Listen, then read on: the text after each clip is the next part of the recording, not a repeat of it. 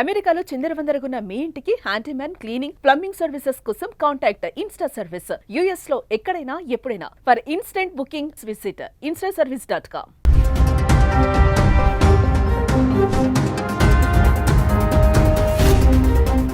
నమస్తే, welcome back to Suman TV. Present మనతో పాటు ఉన్నారు అనలిస్ట్ మందర్ కృష్ణారెడ్డి గారు. నమస్తే సార్. నమస్తే అమ్మ. Sir, H1B visa, OPT, F1 వీటి గురించి మాట్లాడుకుంటే, ఎవరైతే ఓపీటీ, F1 వీసా పైన ఉంటారో వాళ్ళు గనక H1B వీసా గనక మారితే ఏదైతే ఫీజు రీసెంట్ గా ట్రంప్ తీసుకున్న నిర్ణయం ఏదైతే ఉందో 99 లక్షలు కట్టాలి అని చెప్పేసి అది మినహాయింపు ఉంటుంది అని చెప్పేసి ఒక వార్త అయితే వస్తుంది. ఒకసారి వివరాలకు వెళ్తే సార్. గతంలో విద్యార్థి దశలో ఉండేటువంటి వాళ్ళు ఎవరైనా సరే, అంటే F1B వీసా మీద వెళ్ళిన వాళ్ళు, F1 వీసా మీద వెళ్ళిన వాళ్ళు, లేదా L1 వీసా మీద ఉండేటి వాళ్ళు కూడా అక్కడ ఆల్రెడీ అమెరికాలో ఉంటే వాళ్ళు H1B వీసాకు అప్లై చేసుకున్నట్టయితే వాళ్ళకి ఏ రకంగా కూడా $1,00,000 కట్టాల్సిన అవసరం లేదు అనే మినహాయింపు ఇస్తూ ఈ మధ్య ప్రకటన వెలువడింది. దాంట్లో ఇంకొంచెం వివరంగా వాళ్ళు చెప్పినట్టు మాటలు ఏమిటంటే, విద్యార్థి వీసా కింద కానీ లేదా ఓపీటీ ఆప్షనల్ ప్రాక్టికల్ ట్రైనింగ్ ఎవరైతే చేస్తున్నారో, అంటే విద్యార్థి దశ తర్వాత నెక్స్ట్ స్టూడెంట్గా అయిపోయి నెక్స్ట్ వాళ్ళు ఓపీటీ కింద ఉండేటి వాళ్ళు, వీళ్ళు ఎవరైనా సరే H1B వీసాకి ఏదైనా అప్లై చేసుకున్నట్టయితే విద్యార్థి చదువు పూర్తయిన డేట్ నుంచి కానీ ఓపీటీ పూర్తయిన డేట్ నుంచి కానీ 60 రోజుల లోపల వాళ్ళు ఈ అవకాశం వాళ్ళకు ఉంటుంది. అంటే విద్యార్థి దశలో ఉండేప్పుడే వాళ్ళు H1B వీసాకి అప్లై చేసుకోవచ్చు. అది డైరెక్ట్గా విద్యార్థిగా పూర్తి చేసుకున్న తర్వాత అయినా వాళ్ళు యాప్లో జాయిన్ కావచ్చు.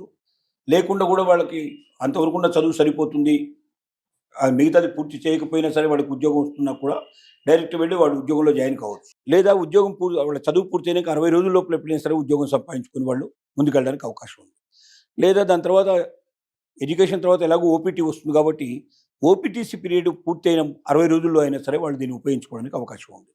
వీళ్ళెవరు మాత్రం కంపల్సరిగా వాళ్ళెవరు ఈ $1,00,000 నుంచి మినహాయింపు పొందినట్టే లెక్క. దాని అర్థం నేను ఎడ్యుకేషన్ పూర్తయిపోయింది, ఎంతకాలమైనా ఉండి నేను ఎప్పుడైనా అప్లై చేసుకోవచ్చు అనడానికి వీల్లేదు. ఎడ్యుకేషన్ తర్వాత ఓపీటీ వచ్చి ఉండాలి. ఓపీటీ వచ్చిన తర్వాత 60 రోజుల లోపల మాత్రమే ఈ గడువు లోపల ఇది పూర్తి చేసుకోవాలి. ఓపీటీ తర్వాత 60 రోజుల లోపల కూడా పూర్తి చేసుకోకపోతే తెలుగు టపాలో ఇండియాకు రావాల్సిన పరిస్థితులు ఏర్పడతాయి, వాళ్ళ దేశానికి వెళ్ళాల్సిన పరిస్థితి ఏర్పడుతుంది. అంటే స్టూడెంట్గా ఉన్నప్పుడే తన ఆపర్చునిటీస్ ఎట్లా ఉంటో చూసుకొని H1B వీసా కోసం ట్రై చేసుకోవడం మంచిది. అలాగే ఓపీటీ వచ్చిన తర్వాత కూడా ఉద్యోగ అవకాశాలు వెతుక్కోవడం మంచిది. ఆ రెండు పూర్తయిన తర్వాత, ముందు స్టూడెంట్ తర్వాత ఓపీటీ, ఈ రెండు పూర్తయ్యే లోపల కూడా నీకు జాబ్ దొరకకపోతే మాత్రం 60 రోజుల తర్వాత నువ్వు రిటర్న్ కావాల్సిన పరిస్థితులు ఏర్పడతాయి. కాబట్టి ఈ టైంని పీరియడ్ని దృష్టిలో పెట్టుకొని ఎడ్యుకేషన్ పూర్తవుతుండగానే ఓపీటీ సంపాదించుకోవడం ముఖ్యం. ఓపీటీ వచ్చిన ముగిసే టైంకి ఎప్పటివరకైతే ఓపీటీ డేట్ ముగిస్తుందో ఆ డేట్ నుంచి 60 రోజుల లోపల అప్లై చేసుకోవాల్సిన అవసరం ఉంది. ఇది జాగ్రత్తగా స్టూడెంట్స్ అందరూ గమనించుకోవాలి, లేకపోతే చాలా ఇబ్బంది పడిపోతారు. ఎందుకంటే మనం మెల్లగా చూసుకోవచ్చులే, స్టూడెంట్షిప్ మనం ఇక్కడ ఉన్నాం కదా, ఇక్కడ ఎన్నేళ్ళైనా మనం ఉండొచ్చు, మనం మెల్లగా ఉద్యోగం సంపాదించుకోవచ్చు అంటే కష్టం. స్టూడెంట్గా కాదు, స్టూడెంట్ తర్వాత ఓపీటీ సంపాదించుకోవాలి. 99% వచ్చే అవకాశాలు ఉన్నాయి. కానీ దానికి అప్లై చేసుకోవాల్సిన విధానం ప్రకారం అప్లై చేసుకుని ఓపీటీ తెచ్చుకొని ఓపీటీ పూర్తి చేసుకునే లోపల, అంత తర్వాత అది ముగిసిన 60 రోజుల లోపల ఖచ్చితంగా నీకు H1B వీసాలో యజమాని నీకు ఉద్యోగం ఇస్తున్నట్టుగా నీకు అగ్రిమెంట్ ఇవ్వాలి. నువ్వు స్టూడెంట్ దశలో ఉన్నా కూడా నీ స్టూడెంట్ పూర్తయిన తర్వాత తీసుకుంటానే కూడా ఒకళ్ళు ఇచ్చిన నీకు వర్క్ పర్మిట్, నీకు ఆర్డర్ లెటర్ ఇచ్చిన లెటర్ రూపంలో నీ స్టూడెంట్షిప్ పూర్తయిపోయిన తర్వాత నేను వెంటనే దీంట్లో జాయిన్ చేసుకుంటాను అని ఒక అష్యూరెన్స్ ఇచ్చినా కూడా ఓపీటీ లేకపోయినా ఆ స్టూడెంట్ డైరెక్ట్గా వచ్చి ఉద్యోగంలో జాయిన్ అయ్యే అవకాశం ఉంది. వాళ్ళు కూడా $1,00,000 పే చేయాల్సిన అవసరం లేదు. తర్వాత ఓపీటీ పూర్తయిన తర్వాతనైనా 60 రోజుల లోపల ఉద్యోగం సంపాదించుకోవాలి.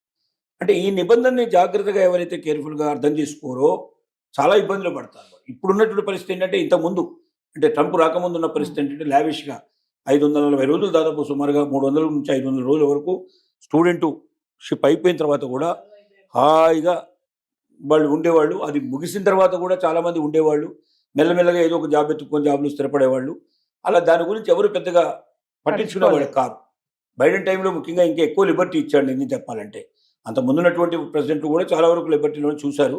ట్రంప్ మొదటిసారి వచ్చినప్పుడు కొంచెం పట్టు బిగించే ప్రయత్నం చేశాడు, రెండుసారి వచ్చిన తర్వాత పూర్తిగా పట్టు బిగించాడు. స్టూడెంట్స్ మాకు అవకాశం ఉంది కదా, ఇంకా మేము $1,00,000 కట్టాల్సిన అవసరం లేదు కదా అని ఆలోచించకుండా ఇప్పటి నుంచే ప్రతిరోజు జాగ్రత్తగా ఆలోచించి ఏ జాబ్స్ కనువైన చదువు తను చదువుతున్నాడా, లేక తన చదువుకు అనువైనటువంటి ఉద్యోగాలు ఏం దొరుకుతాయా అనేది రీసెర్చ్ చేసి తెలుసుకొని దానికి సంబంధించిన ఇప్పటి నుంచే విద్యార్థిగా ఉండే అప్లై చేసుకుంటూ ఆ జాబ్కు ఎలిజిబిలిటీ సంపాదించుకొని నా విద్యార్థి దశ ఈ రోజుతో పూర్తి కాబోతుంది, ఆ రోజు నెక్స్ట్ డే నేను మీ దగ్గర వచ్చి జాయిన్ అవ్వడానికి నాకు అవకాశం కల్పించండి అంటూ ముందుగానే వాళ్ళ దగ్గర నుంచి లెటర్ తీసుకునే ప్రయత్నం చేయడం చాలా మంచిది. లేదంటే కనీసం ఓటీపీ టైంలో అయినా, చాలా ఎక్కువ పీరియడ్ ఓటీపీ ఉంటుందో ఆ టైంలో అయినా సరే సంపాదించుకోగలిగే అవకాశం ఉంటే స్థిరంగా అక్కడే ఉంటాడు. లేకపోతే మళ్ళీ ఇండియాకు లేకపోతే ఎవరి దేశానికి వాళ్ళు వెళ్ళిపోవాల్సిన పరిస్థితి ఏర్పడుతుంది. దీని యొక్క సారాంశం. అంటే F1 వీసా పైన ఎవరైతే ఉంటారో వాళ్ళు అక్కడే ఉండి ఆ పీరియడ్ లోనే H1B వీసా కనుక టర్న్ అవుతే ఈ ఫీజు ఏదైతే ఉందో కట్టాల్సిన అవసరం ఉండదు. అసలు లేదు. ఓటీపీలో కూడా జనరల్ గా స్టూడెంట్ దశ నుంచి ఓటీపీకి వస్తారు. ఓటీపీ అంటే స్టూడెంట్ దశ ముగితేనే ఓటీపీ వచ్చేది మీకు. ఓపీటీ వస్తుంది. ఓపీటీ అంటే ఆప్షనల్ ప్రాక్టికల్ ట్రైనింగ్ కాబట్టి ఓపీ టైంలోనే ఇతను ఉద్యోగానికి సంపాదించుకునే ప్రయత్నం చేయాలి. స్టూడెంట్ దశ కానీ ఓపీ టైం కానీ ఈ రెండు టైమింగ్స్ కుదరకపోతే 60 రోజులు టైం, ఆ తర్వాత కథం అయిపోతుంది. తర్వాత తొందరపడ్డా ఇంకా లాభం లేని పరిస్థితి ఏర్పడుతుంది. కాబట్టి చాలా జాగ్రత్త పడాలి. Thank you.